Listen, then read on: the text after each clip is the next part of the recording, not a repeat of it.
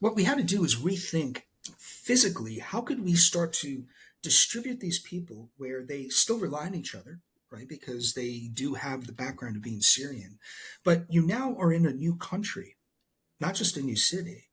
So what we did was for the habitats, we created one story to start, one story, almost like Adobe looking type of buildings. But we had four families that were connected through a courtyard. So you did not enter from the street side. You entered into the courtyard to then get into your home. Very similar to what apartment buildings are in California. You do that, Right. right? Or the old days of when there was mud and dirt as streets in places like Europe. You always went in through a central courtyard because you didn't want to bring all the dirt and stuff from the outside, right? Right. So we did that. But then I decided that one of the big things that brings people together, no matter who you are, what religion you are, what color your skin, is food.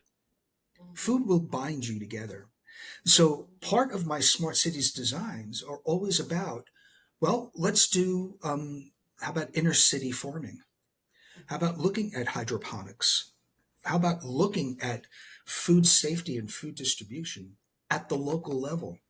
Hmm. So what we've done is that we've created almost a farm type of environment, an agricultural environment inside of a thriving urban experience, which means that you get fresher food, hopefully healthier, right?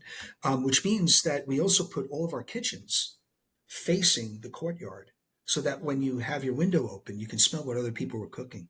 And it could be Right. delicious smelling, and you can ask a question and get to know your neighbors going, what is that? That smells delicious. So Hmm. that the Syrian food can mix with Lebanese food, that can Right. mix with Saudi Arabian cuisine. And Right. then you have fusion. And I think that's the coolest thing of discovery is understanding that sometimes when you least expect it, you have a discovery, which then allows you, it initiates questions, consequential questions. You may not have all the answers, but you're asking the consequential questions. And Hmm. I think that is the best dialogue we can have in Hmm. today's environment.